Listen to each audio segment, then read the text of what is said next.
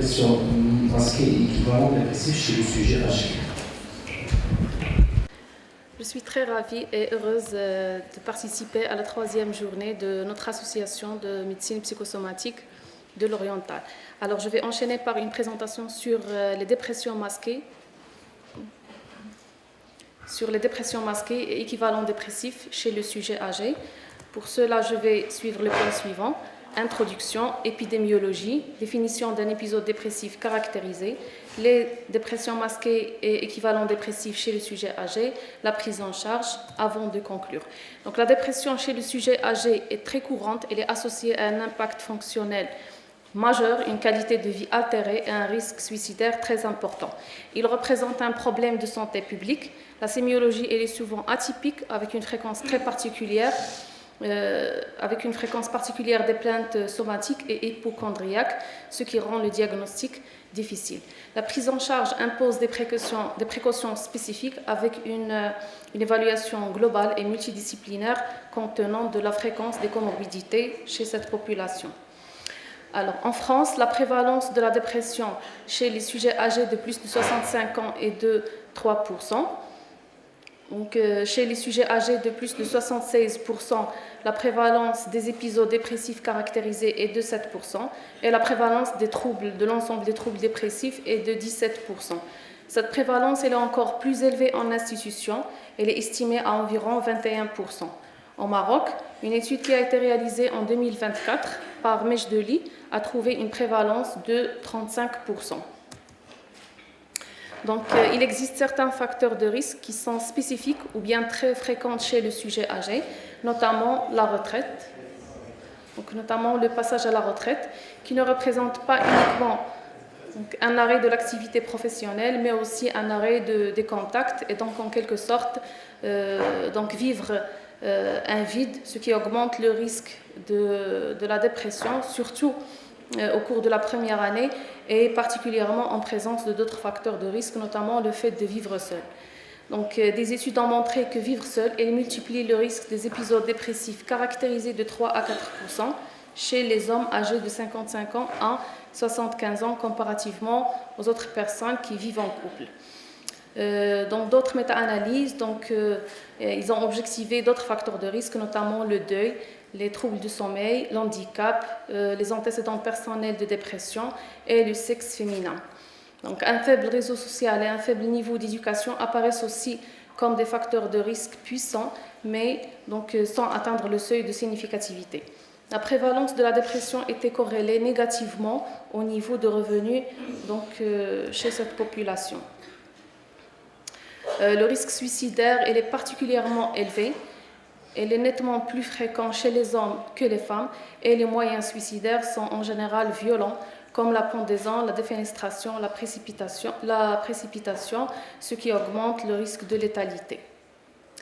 Donc, le diagnostic d'un épisode dépressif caractérisé est clinique. Il repose sur un ensemble de critères, notamment les critères DSM-5 qu'on a déjà vu dans les présentations antérieures, mais les symptômes, la symptomatologie de la dépression chez les sujets âgés, ils sont particulières, ils sont hétérogènes, ils sont très particulières. Donc les affects dépressifs ne sont pas toujours en premier lieu. On trouve une anxiété qui est très fréquente et un ralentissement psychomoteur qui est fréquent, mais qui reste très difficile à apprécier chez cette population du fait de la diminution des aptitudes physiques. Donc, l'expression symptomatique de la dépression chez le sujet âgé, elle est hétérogène, elle peut se manifester par une asthénie qui est marquée et durable. Donc, l'asthénie, c'est un symptôme qui est très commun chez cette population. Elle se manifeste par un sentiment de fatigue et d'épuisement. On peut aussi trouver une incurie, l'expression d'un vécu de solitude, la fréquence des plaintes mnésiques, les plaintes somatiques qui sont multiples et inexpliquées. Le plus souvent, ils sont mal systématisés. Et on peut là trouver plusieurs plusieurs symptômes, donc surtout des symptômes gastro-intestinaux, cardiaques, ostéo-articulaires ou musculaires qu'on a déjà vu dans la présentation du professeur Najib. Donc on peut aussi trouver un refus de l'alimentation ou bien de toute autre médication ou bien au contraire une utilisation récente et croissante des benzodiazépines.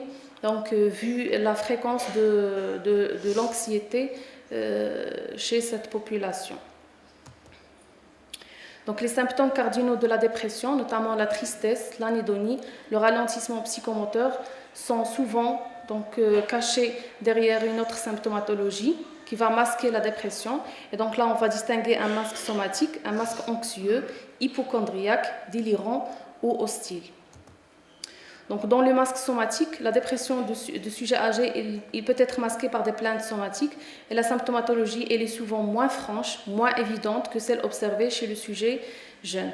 Et donc, on va se retrouver surtout avec des douleurs multiples et diffuses et des plaintes qui sont diverses, donc soit des troubles oro-gastro-intestinaux comme une odynophagie, une dyspepsie, une constipation, une diarrhée ou autre, ou bien des troubles cardio-thoraciques comme la palpitation et la dyspnée.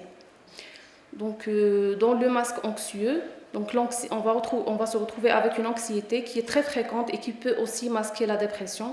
Et elle peut soit précéder le trouble dépressif ou au contraire se manifester dans un deuxième temps.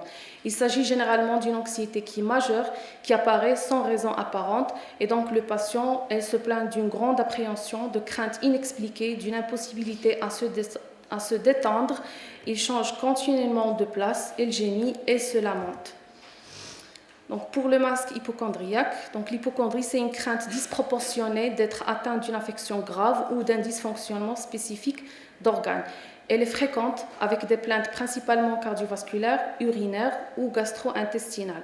Parfois, ces idées hypochondriaques peuvent prendre des proportions délirantes et donc on va se retrouver par exemple dans le délire de Cotard, dans lequel le patient il va présenter une conviction délirante de transformation corporelle et de négation d'organes, de damnation, d'immortalité ou d'une obstruction intestinale complète.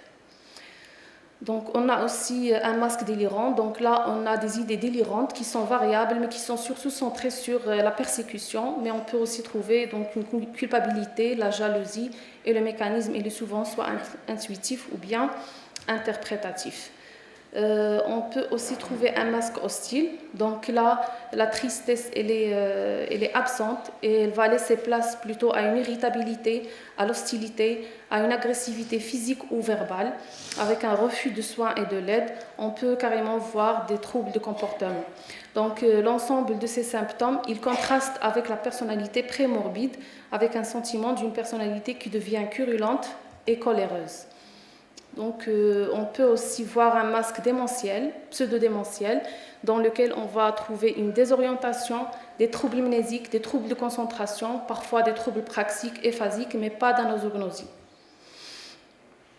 Donc pour la prise en charge, en principe, le traitement de la dépression de sujets âgés doit être prudent et fondé sur une approche globale.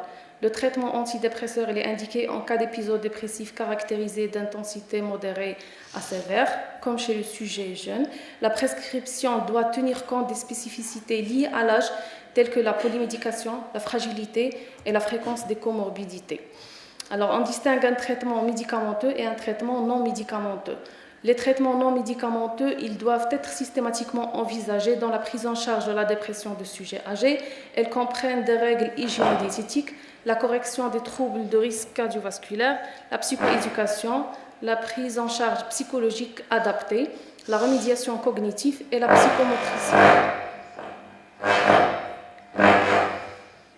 Donc, l'association d'une psychothérapie à un traitement antidépresseur, il s'est avéré que l'association de la psychothérapie à un traitement antidépresseur elle est 2 fois plus efficace que l'utilisation de l'un de ces médicaments seuls. Pour le traitement médicamenteux, donc les antidépresseurs les mieux tolérés et associés à un moindre risque d'interaction médicamenteuse doivent être privilégiés chez cette population et les inhibiteurs sélectifs de récapture de la sérotonine sont recommandés en première intention, tels que la sertraline et l'escitalopram. En deuxième intention, les inhibiteurs de la récapture de la sérotonine et de la noradrénaline, comme la venlafaxine, sont aussi recommandés. Donc, dans la mesure du possible, le traitement antidépresseur doit être prescrit en monothérapie, mais dans certains cas, on est obligé à ajouter donc d'autres traitements, comme par exemple des antidépresseurs atypiques de faible dose dans le cas de la présence des symptômes psychotiques associés et invalidantes, mais donc de courte durée, juste le moment de la rémission de ces symptômes. Quand on a des troubles de sommeil, on privilégie la myensérine et la mirtazapine qui sont utilisés pour leur effet hypnotique. La surveillance d'un patient âgé prenant un traitement antidépresseur est très importante du fait de la fréquence des effets secondaires. Donc, pour conclure, la dépression de sujets âgés est une pathologie qui est fréquente, qui est associée à un impact fonctionnel majeur et une surmortalité prématurée. Elle reste fréquemment sous-diagnostiquée et parfois insuffisamment traitée. Le choix du traitement médicamenteux doit tenir compte des comorbidités et du profil de tolérance des molécules disponibles. Les thérapies non médicamenteuses, notamment la psychothérapie et la sociothérapie, ne doivent pas être négligées. Et merci.